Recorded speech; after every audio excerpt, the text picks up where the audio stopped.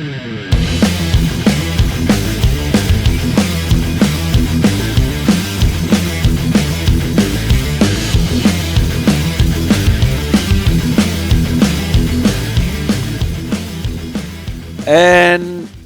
action. Hello, Eric Brook here with you. We are looking back at the Pasha Bulker incident that we mentioned on the last episode, but also wrapping up the flooding situation that I spoke about on the last episode that affected the inner areas of Newcastle, and it's certainly the worst flash flooding that I've ever experienced. I can remember living in basically the one house in Penrith in Western Sydney for the previous 40 or so years, well over 40 years in fact, and it was lucky that my house was on a downhill slope.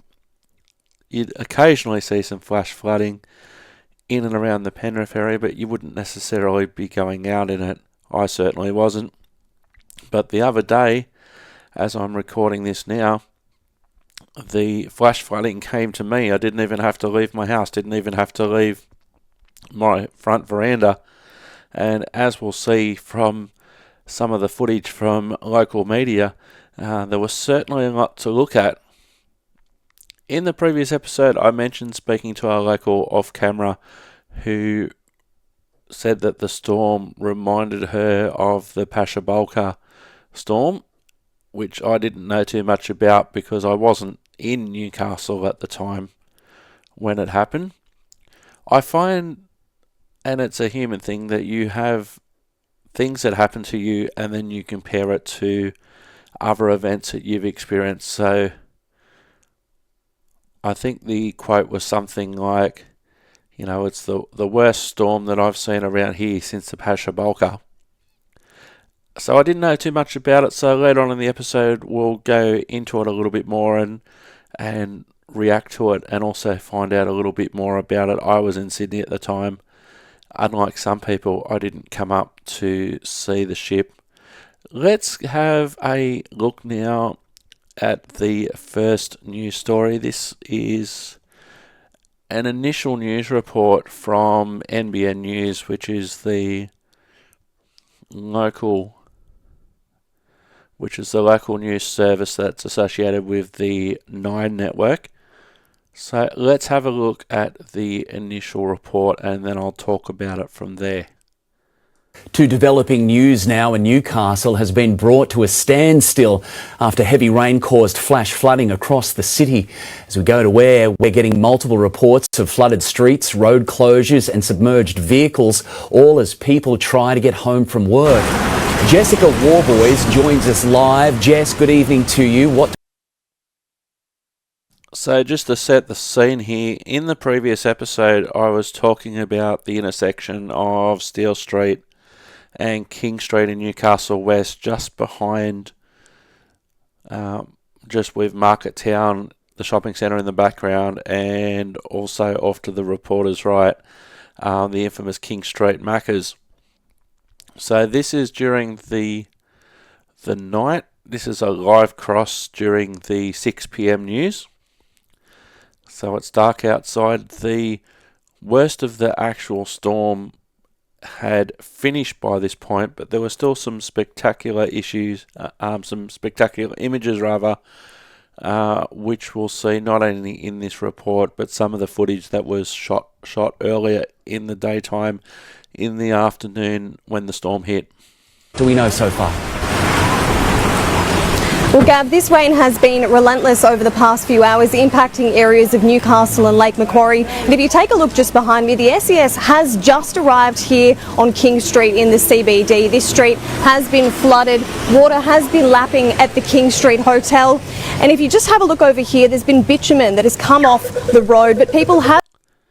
Oh, okay, so this is a little bit of bitumen that I referred to in the previous episode. It had probably been moved maybe by the SES, the State Emergency Service, the vehicle that we saw there, probably just relocating to a better spot perhaps. So I'm still not sure where this little bit of bitumen actually came from. but by the time that I was there the next morning, it had been moved somewhat safely onto the footpath. I've still been driving through this street. If you take a look at this extraordinary vision, it's also impacting parts of Merriweather, including Wilton Street, which are completely submerged. In areas like the Junction and Adamstown, water over the road is also causing problems for drivers. Several backyards have flooded at Redhead and Dudley this afternoon, while Oakdale Drive in Gateshead was closed, and training for the Knights was called off due to the pitch being flooded. Now, so just for some context there, for possible non-locals and people who don't follow rugby league, the Newcastle Knights rugby league team in the National Rugby League, they've got a dedicated training facility, and you can just see in the background there, and we're not talking just your average park with average training facilities. This is a professional level training facility for elite athletes, and you can see in the background the water that's on the field. Now, Gav, I've just had word from the SES that there's been 150 incidents across Newcastle and the Hunter. 4 of those have been people being rescued. Gav, the warning, as always, is if it's flooded, forget it, and also to be prepared because there's more rain on the way. There certainly is. Thank you, Jess. Now, the heavy downpours causing the flash flooding are due to cold air moving over a very warm ocean. That's triggering a pulse of increased cloud, which is now driving further north, increasing the shower and storm activity. The wet weather has been horrendous on the Central Coast Newcastle region, falling on the saturated surface, unable to absorb any more. The enormous highs dominating the country's weather, keeping most of it dry and clear. Along the east coast, though, it's a different story. The southeasterly airflow will drive straight in along the New South Wales coast tomorrow. The wet conditions will again be a feature from Gosford to Coffs, with isolated showers, heavy at times, reaching the adjacent mountains. The northwest, northern New South Wales and southeast Queensland, though, will enjoy a mostly fine sunny day, cooler for everyone. So that report courtesy of NBN News. Let's have a look at the second story, which deals with the aftermath of the flooding the following day on the 1st of May. Newcastle residents have spent the day cleaning up and counting the cost after flash flooding inundated homes and backyards yesterday. A late afternoon deluge making suburban streets look like rivers. A raging torrent in the backyard of Brenda Anderson's Merriweather home, her family and dogs forced to flee through waist-deep water. You gotta swim, Baz, you gotta swim, baby. When the fire brigade come and took one look at it and said we need to evacuate, which was really scary, we just ran. So you can see there behind the resident, we'll just go back just a tad. Those colour-bond fences aren't easy to knock over, and so you can sort of see the angle that they're at there in Merriweather, which is a coastal suburb of Newcastle. And said we need to evacuate, which was really scary. We just ran. This, one of multiple rescues carried out yesterday afternoon as the SES responded to around 160 incidents across Newcastle and the Hunter. We also had several people taken from cars that had decided to drive through floodwaters and unfortunately needed rescuing. Some areas copped 20 millimetres of rain in just 1 hour. And that would be fairly similar to the sort of environment that I captured myself in front of my house in a similar sort of area the previous day that you can see on the previous episode. Lots of people, doesn't seem to matter how often you deliver the message of don't drive through floodwaters.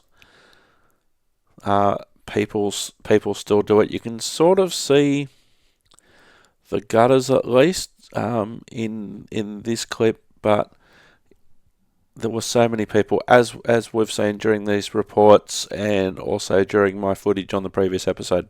And on the back of days of wet weather, the impact was severe. At Adamstown, yards were turned into swimming pools At Bar Beach, this culvert resembled a river. The SES also called into action at Hamilton South, but it was Merriweather that was worst hit. Holy Bins floated away in Selwyn Street. Wow. And this morning, the damage was laid bare, Brenda's fences flattened, and precious memories destroyed.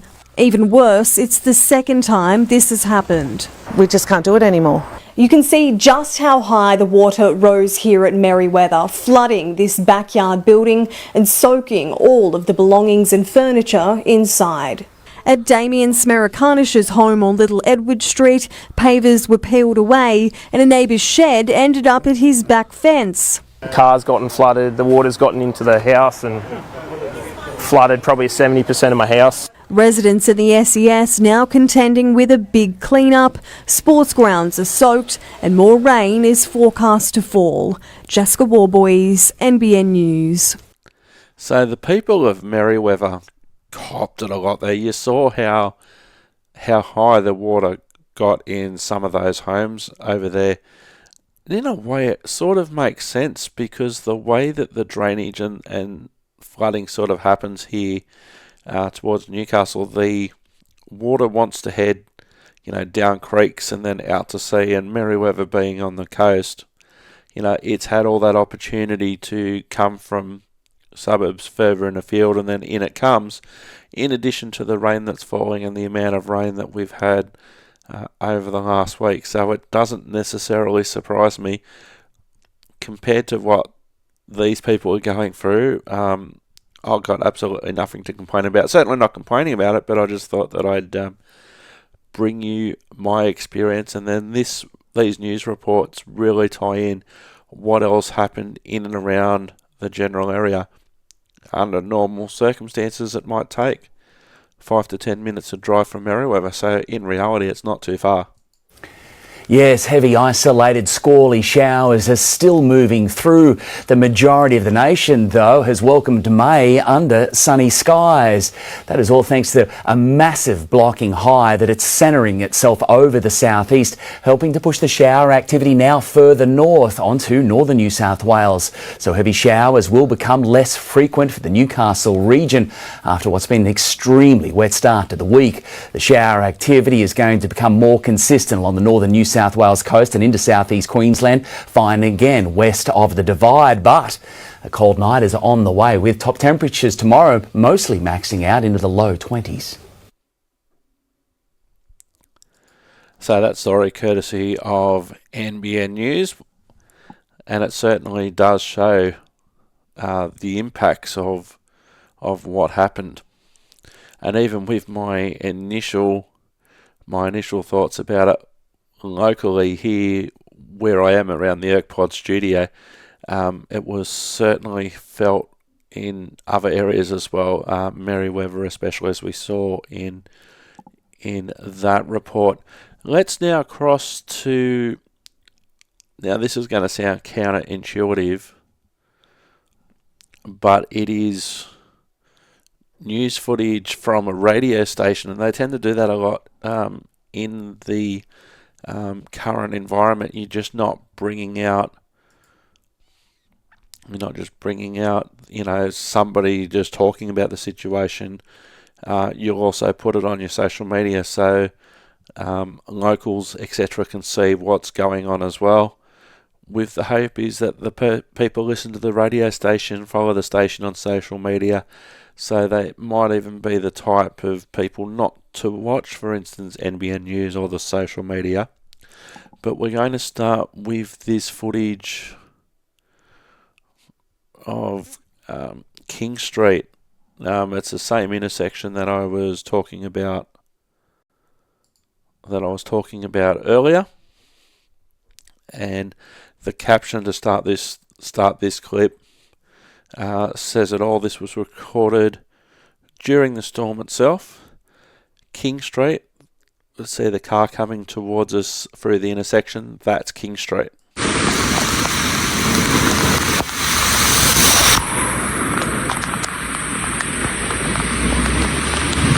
So the water's high enough, and then you've got the constant waves that the cars are creating And as I mentioned earlier, the amount of times where people mention don't go out in floodwaters. The Fire and Rescue New South Wales are on their way to an incident scene.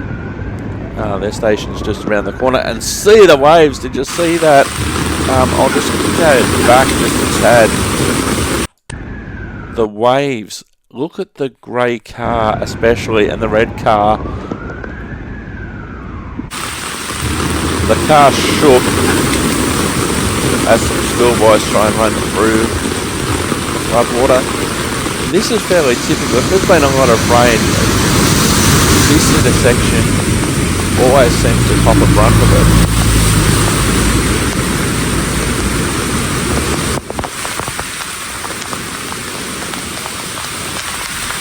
Now the guy in the van then went through relatively slowly, but there's been others that are travelling through a lot more closer to the speed limit. The water's almost in that car, and this car, there's not a lot of room between the water and the floor of the car. This is the same intersection but a different angle.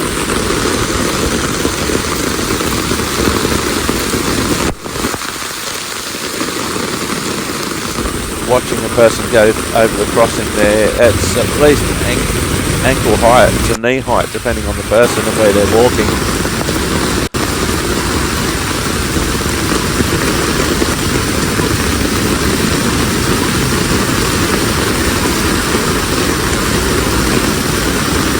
And the waves of the cars just driving through. The water doesn't know where to go, because one minute it's going in this direction and then you'll have other cars going in other directions.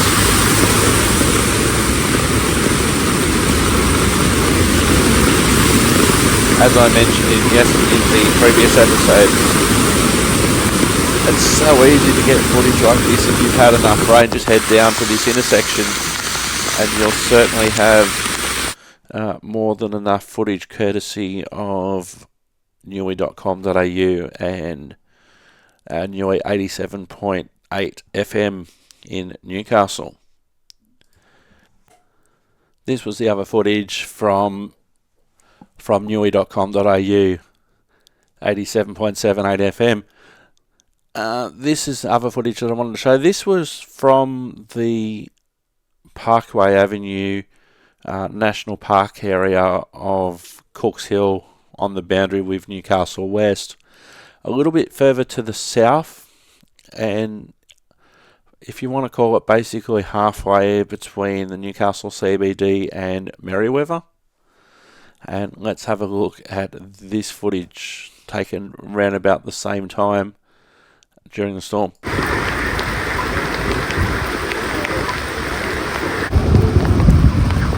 So this is outside Newcastle Grammar School. Oh, I wonder if this is going to cost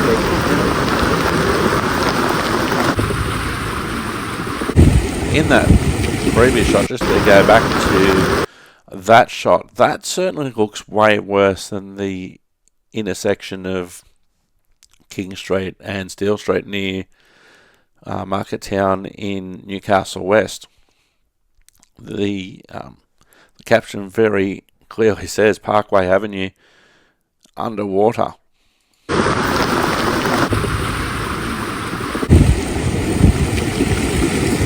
Stormwater canals, creeks couldn't cope.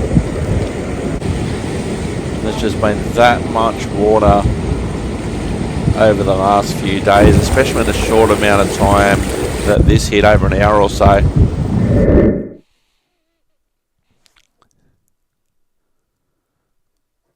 And so this is just pointing out in the middle you've got the two sides of Parkway Avenue, which is running from top to bottom on your screen. And then on one side you've got westbound traffic, and then on the other side you've got eastbound traffic, and then in the middle you've got these big stormwater canals that are full to capacity and overflowing.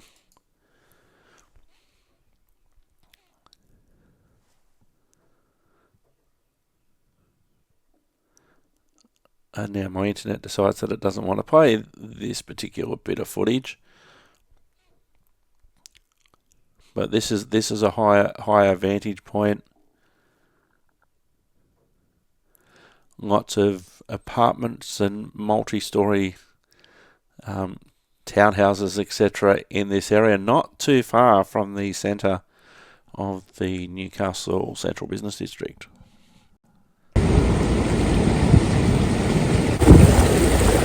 Massive amount of water flowing through this area, and it just gets to that point and then it decides that it doesn't want to play anymore.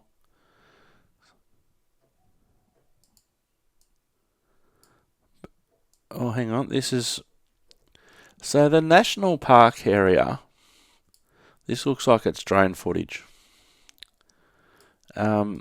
The national park area we'll talk about when we get there. Okay, we're okay now. So this is obviously drone footage, and we can see Parkway Drive there well and truly, having a lot of water on there. Cars with their hazard lights on, as the water basically has nowhere to go. Just to explain this area, round National Park, got a lot of parkland around here. Number 1 and number 2 sports grounds where cricket, rugby league, rugby union, etc. are played, football as well. And just how much water is in this area. No audio because it's a drone shot, but just have a look at the amount of water over the various fields. There's basketball and netball courts in the area as well as passive parkland. As we're heading more over towards the CBD and Market Town, just the amount of water that we're seeing in this footage. What we'll do now is draw a line underneath that after that particular incident. It was certainly massive. And when I was talking to the lady who mentioned the Pasha Bulker incident, I didn't know too much about it. In a moment, we'll have a little bit of a look about it, but in the meantime, have a look at the NTL Sticker Collective Democracy Manifest shirt of the episode, the one that I'm wearing on screen now. I've decided to go into the creation of merchandise that's not necessarily related to me, and I've got to say it's been a lot of fun producing these shirts. I've had lots of interesting comments as I go around the streets of Newcastle wearing these particular types of shirts, and you can be looking even cooler than what I do in these shirts.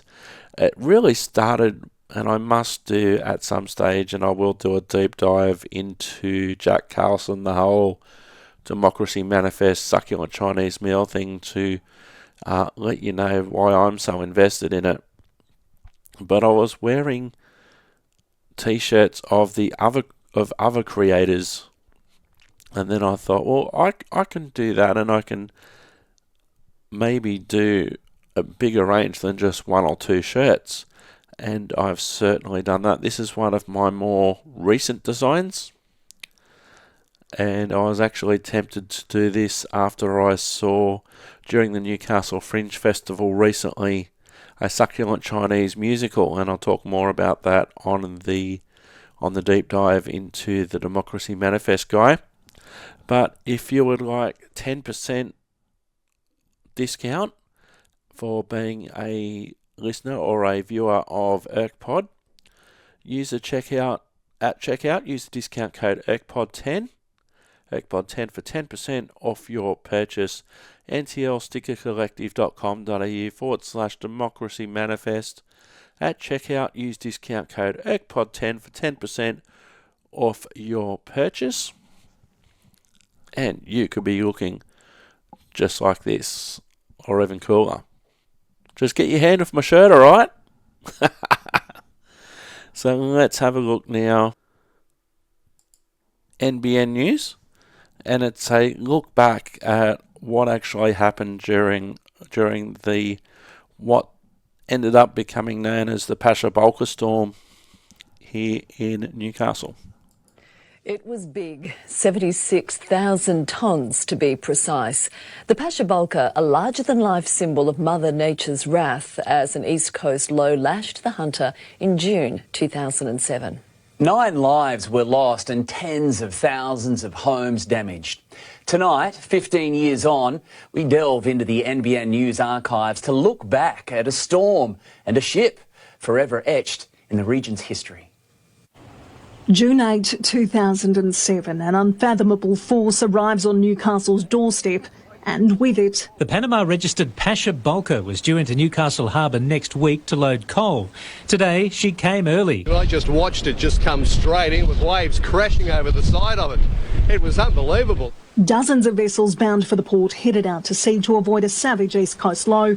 2 didn't. A move that ultimately proved disastrous for the Pasha Bulker and its 22 Filipino and South Korean crew.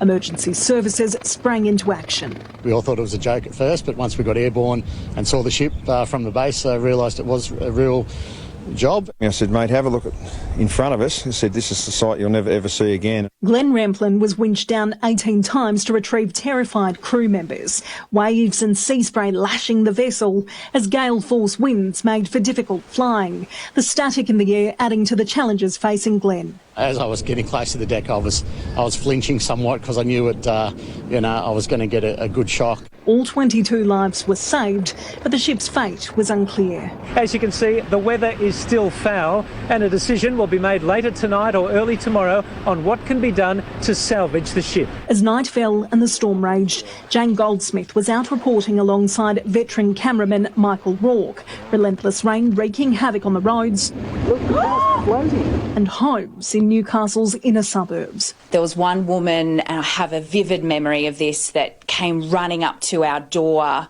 screaming. I don't know who to call. There's no one to call. She needed help.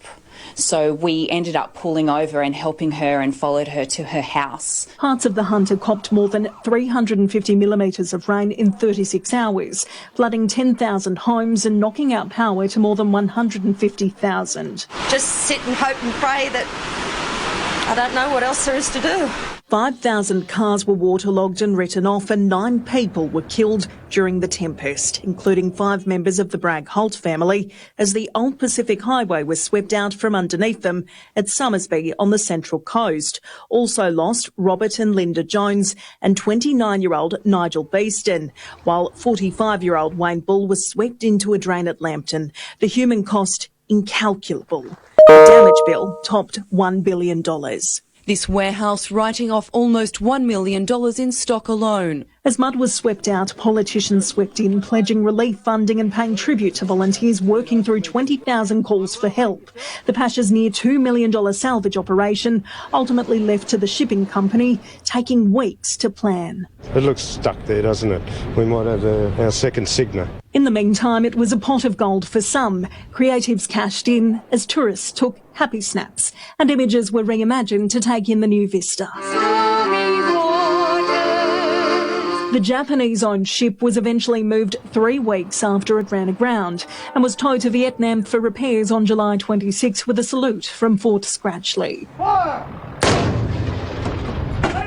It came back in 2017 as the MV Drake, but the Pasha has never been forgotten. Murray McKean's iconic image shot from Christchurch Cathedral has been viewed more than 20 million times online.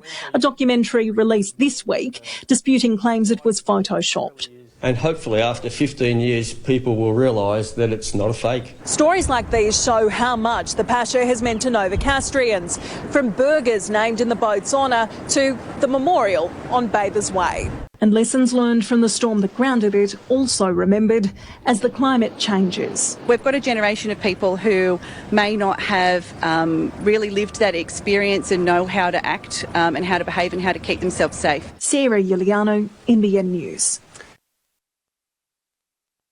So there we go. That was very, very, very interesting. What I'm going to do, I'm going to go back through that report and mute it and describe what I'm seeing on screen here it's a really good actually to be able to hear from some of the people that were involved at the time. For instance, the people on the Westpac helicopter. That was really good to see. But I was doing some reading a little bit earlier, and you just see the Arrives on Newcastle's doorstep. So you just see the waves coming in, and there's already big waves there. There's been lots of rain, lots of wind. Really hazardous conditions, and one of the things that they've learnt since that they were partly cross-referencing at the end of the look back is to not allow these sort of ships into the harbour or anywhere near the harbour if the conditions were going to be like this.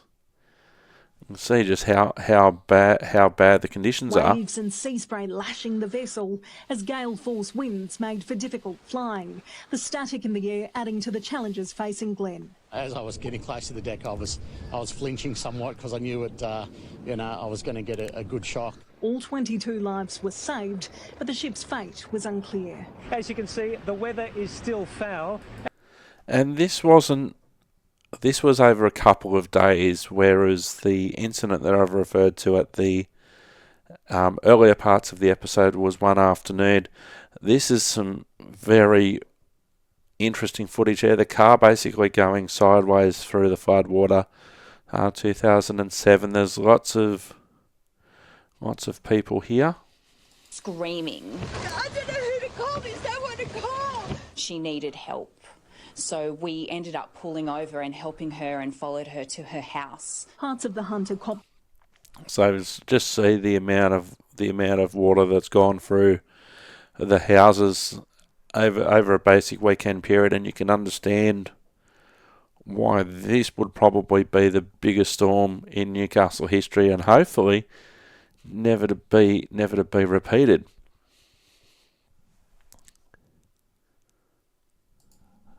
But certainly very, very damaging winds and the storm, and how the highway on the Central Coast just gave way, just the amount of water in and around it. They very briefly did mention the photographer and also the iconic footage, and I did briefly reference it in the previous episode as well. So I did mention previously in the episode that preceded this one, it was briefly mentioned too in the news report in relation to the epic photo that was taken. Murray McKean actually came out, the photographer of that incident, and he wanted to set the record straight in relation to the photo itself. And I'm very interested here, as someone who has been interested and done photography for many years, but obviously not to the experience of being able to call myself a professional. Let's have a look and find out more about. Let's find out more about the iconic image and what happened. The 40,000-tonne bulk coal carrier got into trouble about 9 o'clock this morning. The Pasha Bulker had been trying to head out into mountainous seas, but ran aground on a popular swimming beach. The back of Nobby coming right on the beach. She's only about 150 to 200 metres away. So straight away my picture comes up. See, there's two. Look, see how it just gets used? In the first few years I did add them all up and just kept going and going. I just gave up.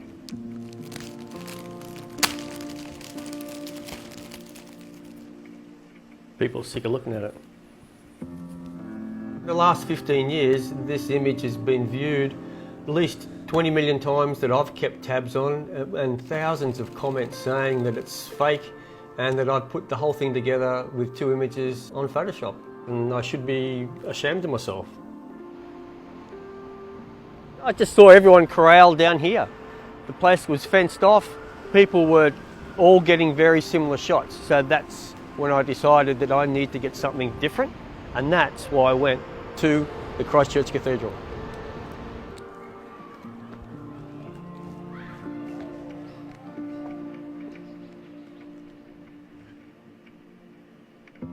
I climbed the spiral staircase, past the bell tower and up onto the roof, and then when I saw the view I thought, oh, wow.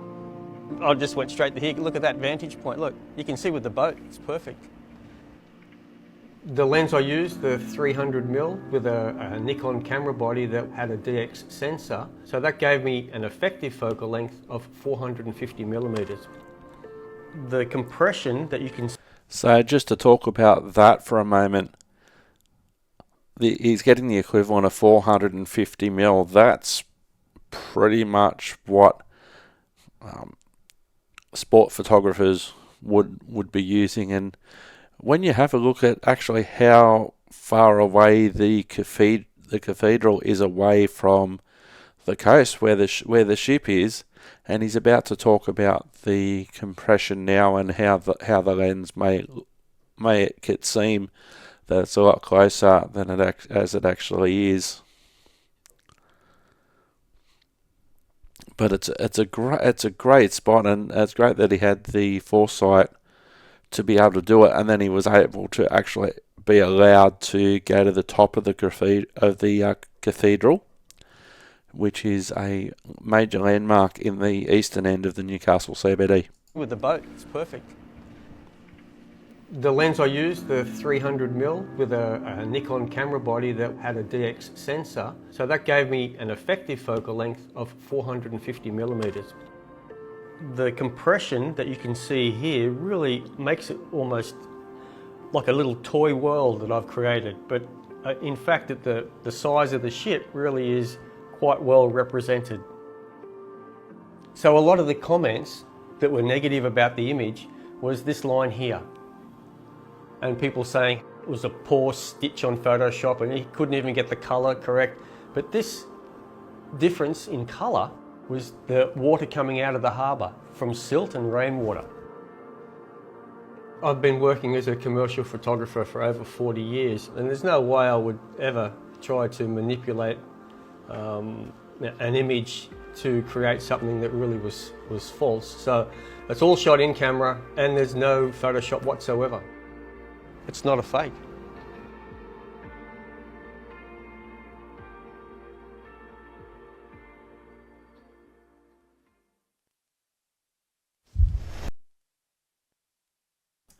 So it was quite cool to be able to hear that particular story, and you can imagine the amount of feedback that, and just as he said, in the end, he's not talking about it anymore. He's not looking for comments, etc., and he's just ignoring it. And I know, since I've been up here in Newcastle for the last 5 years, and this is even without going and looking at or looking for the image, the amount of time that image comes up, and people are like, oh no, that must have been fake, that must have been fake. So that is literally from the person who took the photo, and how he managed to do it, and how fortunate that there was a building tall enough that he was able to gain access to. And I think I remember reading an article, and I'll pull that up in a moment, where he said he paid $3 to go in, to be allowed to get into the cathedral. So just having a look at an article, one of the articles that I found, and I'll link all of these articles and videos in the show description. Battered by winds of up to 100 kilometres an hour, the crew of the Pasha Bulker sheltered together inside the swaying 76,000-tonne swayed miserably. It took rescue teams perilous hours to retrieve the 22-member crew, helicoptering each one out one by one.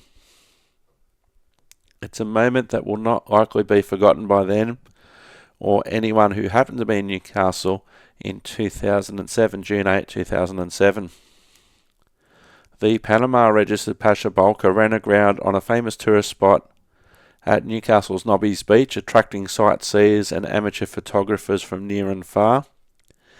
In their midst was commercial photographer Murray McKeon, who we just saw, who took perhaps the most famous image of the Bulker in its horrendous predicament, as we've seen. And we've heard one of the things that he says that we didn't necessarily say in the video. He says, quote, "It's had a lot of copyright infringement breaches. In hindsight, I should have put a watermark on it. 15 years ago, at the time of this article, the world was a different place in regards to imagery and sharing. I didn't realise how significant it would be until after the event." Unquote. When cyclonic winds forced the Pasha Bulker to run aground at Nobby's, Murray saw many people getting the same type of photo. He said, quote, "I paid $3, now it's $10 to get up there, but it's worth it," he said. He climbed the spiral staircase, went past the bell tower and got to the roof. It was a challenge to get his camera gear up there, but the rooftop gave him the perfect vantage point of the grounded ship.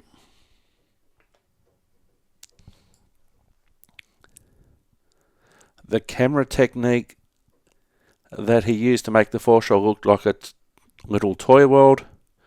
Quote, "I'm trained to look at different angles and different points of view. That gives me my point of difference in my trade," said Murray, who has been a commercial photographer for more than 40 years.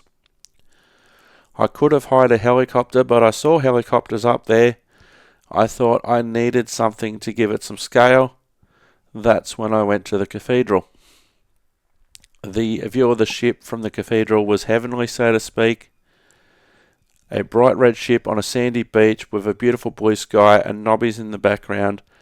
You couldn't dream of a better position," he said.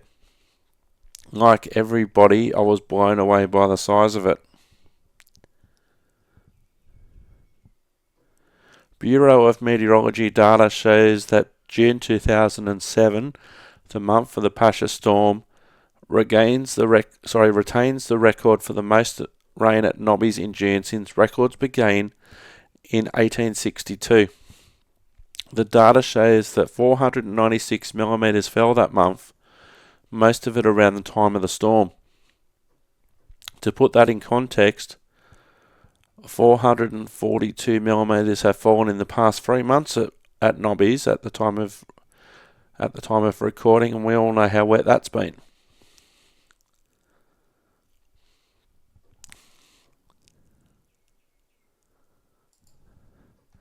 Now, this interesting article actually came up from the tourist section of Newcastle, who they're having a look at the storm.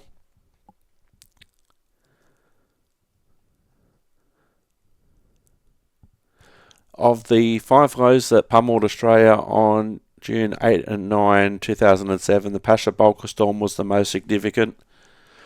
The ship beached on the morning of Friday, 8th of June, just before the height of the storm that afternoon. The storm caused major flooding, strong winds and high seas, killing 9 people and damaging thousands of homes. And we've already seen some of the results. Of that one. I'm just looking for some extra facts that we haven't really covered yet. Over 10,000 Newcastle properties experienced flooding. 5,000 cars were written off after 300 mil of rain fell in 24 hours.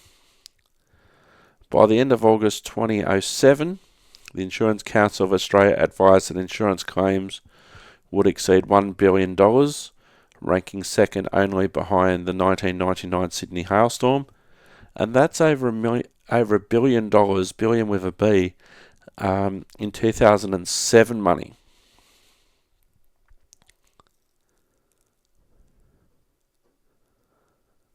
So we think back to the rescue of the crew members from the Pasha Bulker. 2 helicopters were dispatched to relieve the crew and retrieve the crew. One was called away after the first floor were flown to shore to rescue 2 people in a submerged vehicle.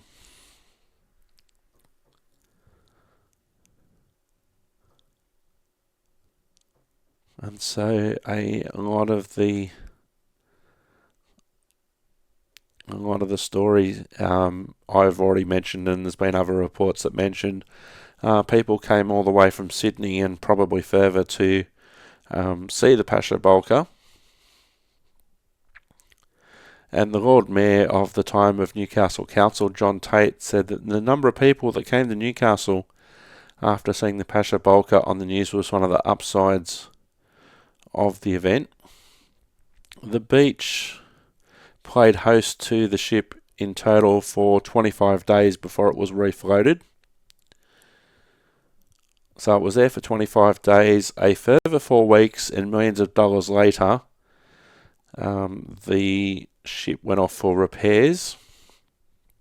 And there were lots of people there and helicopters overhead to see the ship go. Part of the Pasha Bulker's rudder, which broke off during the salvage operation, is now a beachside sculpture. The giant 19-ton rudder snapped off on a rock reef and was later recovered from the seabed. Appropriately titled Grounded, the bright red sculpture by renowned Sydney-based artist John Petrie represents the ship's bow. It was the only thing left behind from the Pasha Bulker and serves as a permanent reminder of the dangers when wild weather lashes the port.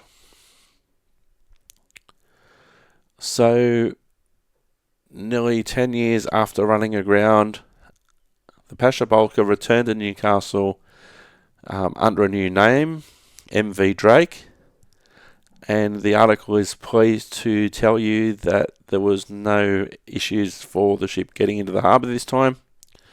The Japanese owners of the Pasha Bulker paid for the $1.8 million cost of the salvage operation. So, again, in 2007 money, so you can imagine what that would have cost in 2025 money. By complete coincidence, the bombing of Newcastle in World War II by a Japanese submarine also occurred on June 8, but in 1942. One of the Pasha Bulker's legacies is that it led to the creation of a new coal ship queuing system where ships now wait their turn to load far out to sea, either to the east of Newcastle or up near New Guinea, instead of anchoring close to the coast. So lots of interesting things, and I've certainly learnt a lot more about the Pasha Bulker. The storm the other day, as I'm recording this, as I mentioned, it's the worst that I've seen or been involved in compared to some others elsewhere around Newcastle. I certainly got off very, very lightly. And compared to what happened with the Pasha Bulker coming to town, hopefully we never see that sort of scale of destruction again.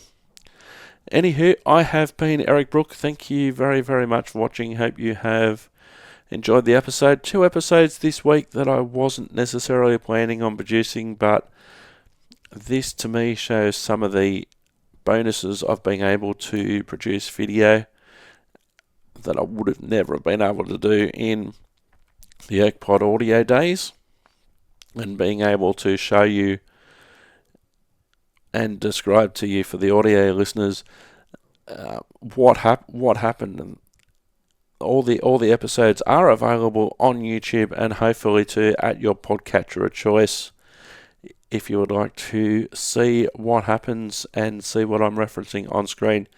Anywho, I have been Eric Brook. Thank you very much for watching. We'll see you next time. Ta-ta and farewell, and that's a wrap. Bye for now.